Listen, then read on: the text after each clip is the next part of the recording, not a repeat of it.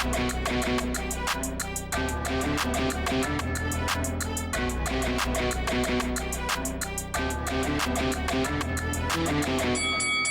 guys, welcome to Boxing Squared for boxing news and views from around the internet.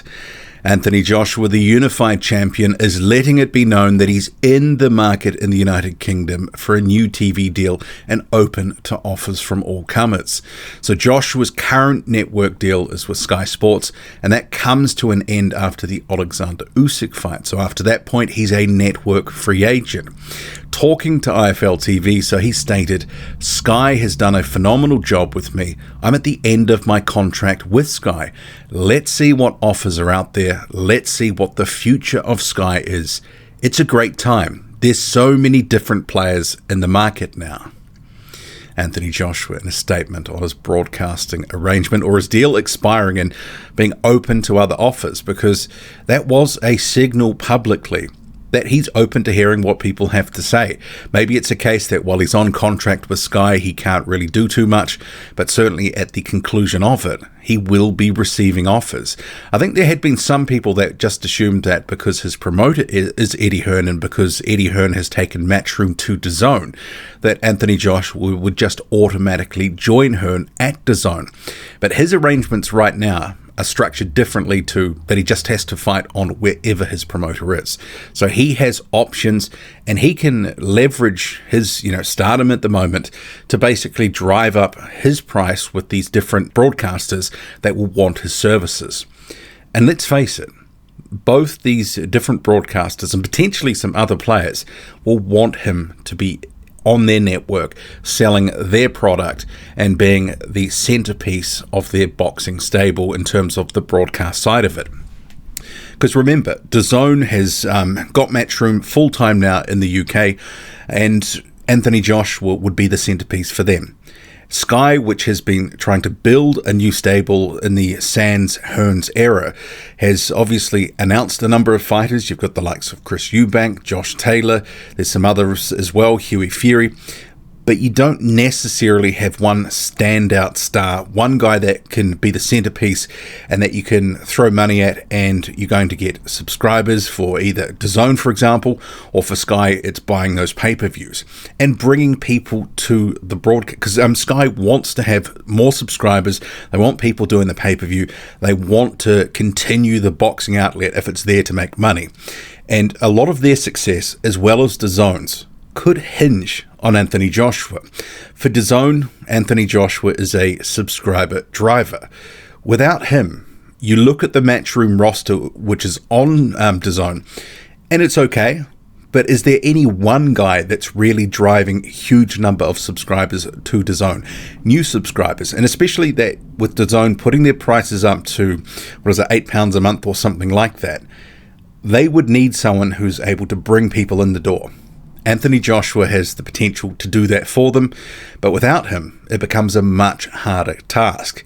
And for Sky, obviously, if they can get Joshua, throw him a fat deal, he can bring in pay-per-views, and he's obviously, in his past pay-per-views, done very big business. A number of times over 1 million pay-per-view buys, sometimes as high as 1.4, 1.5 million pay-per-view buys. Joseph Parker, the Klitschko fights, there's others that have done either just under or over 1 million as well. So he's a bankable commodity, and they want to throw money at him. And remembering, Joshua's got, he's in the early 30s now, still got some prime years ahead of him. So even if he takes a loss here and there, with his general stardom, he's a guy that can still sell a lot of pay-per-views and be good for business for whatever sort of player has his services in terms of the broadcast side of it. And I think some people had assumed he would just join Hearn out of loyalty, but let's face it, these guys are in it to make money and as much as possible. And this signal here from Joshua is also a signal that he wants to see offers, and he wants to play the different broadcasters off against each other to get the biggest deal possible. And who knows, maybe another player like a BT could come in with some sort of offer as well. But probably they're on the outside looking in to some extent, unless they come in with something fantastic. But the viability, to some extent, of both Sky and DAZN rides a little bit on Joshua and what he does. It'd be great for Sky to retain him because he's a core part of their brand. He's been plying his trade on Sky shows for 8 years or so. Obviously, with DAZN, he's been on DAZN, the platform more broadly in the United States, etc. Other fights too have been internationally broadcast on the platform. So they will be wanting to get him. And if you look at DAZN as well, at the moment, who's some of the guys that are bringing in those subscribers? It becomes a little bit harder to sort of go, well, who would they rely on if they don't have Joshua? And if you sort of consider the sort of stars and the guys that are doing pay-per-views on the Matchroom cards, which had been on Sky, you also have Dillian Whyte, but considering Joshua's more Batman, White's more a Robin, it's not going to, you're not going to be able to just put it all on White's shoulders and expect him to bring in a huge rush of subscribers. He doesn't quite have that same sort of pull as an Anthony Joshua, who is a star in the sport of boxing. There's a certain number of stars that are sort of at the top, and then there's a sort of second tier of stardom, and then you start going down from there. Joshua, with a number of different other fighters, is definitely in that top tier. He's a cash cow. He brings money to the heavyweight division. People want to fight him to get those big paydays, but obviously the broadcasters want to fight for his services as well.